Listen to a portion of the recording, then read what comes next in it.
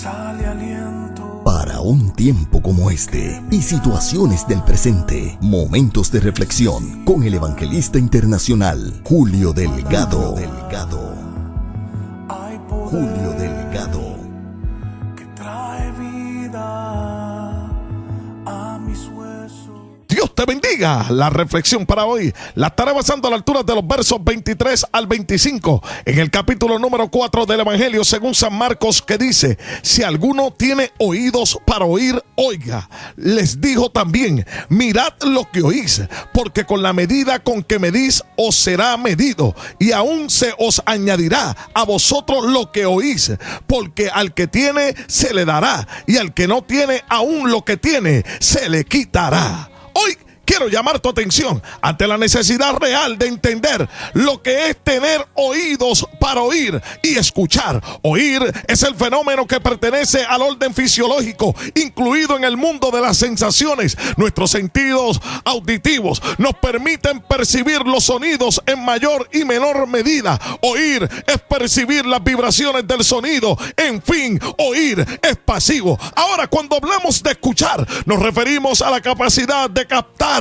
atender e interpretar la totalidad del mensaje del interlocutor a través del comunicado verbal, el tono de la voz y el lenguaje corporal. Al definir entonces lo que es oír y lo que es escuchar, puedo llegar a la conclusión de que lo que Jesús quiso decir fue: si alguno tiene oídos para oír, escuche. Durante su ministerio terrenal, Jesús con frecuencia concluía sus enseñanzas diciendo: el que tiene oídos para oír, oiga. Lo dijo con respecto a Juan el Bautista en Mateo capítulo 11 de los versos 11 al 15, con respecto a la parábola del sembrador en Mateo capítulo 13 del verso 18 al 23, con respecto a la explicación de la parábola de la cizaña en su carta a las 7 iglesias de Asia. Y de igual manera Jesús también concluye con lo mismo: el que tiene oído, oiga lo que el Espíritu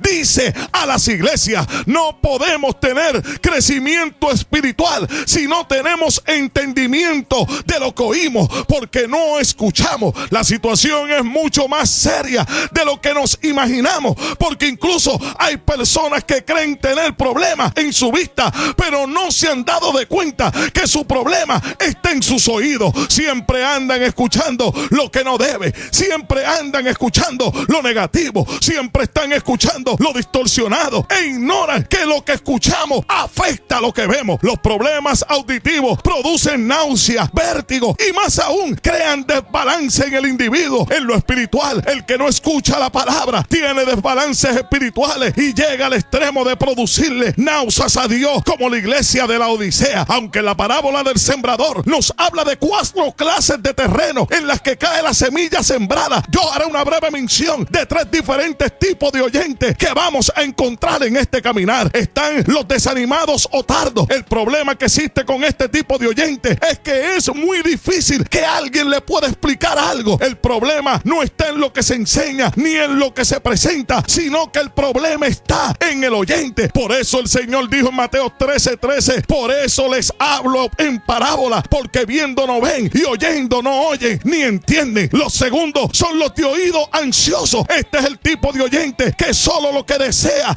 es que le endulcen con palabras su oído. Fue por eso que Pablo le decía a Timoteo que habiendo comezón de oír, muchos se iban a apartar y que se iban a alejar, atraídos conforme a su concupiscencia. Los que escuchan con corazón dispuesto, estos son el tipo de oyentes que escuchan y al hacerlo entienden la palabra, porque están dispuestos a recibir y a entender la voluntad de Dios en su vida. Hombre de Dios que me escucha y mujer de Dios que analizas esta reflexión, debemos tener oídos para escuchar con reverencia, con expectación, con atención, con discernimiento, pero sobre todo con humildad. Si deseas contactarnos, es muy fácil comunicarte con el evangelista internacional Julio Delgado para tus eventos, campañas, conferencias o consejería, llamando al 407-791-4123 o visitando el www.juliodelgado.org. Gracias por permitirnos ser de bendición a tu vida.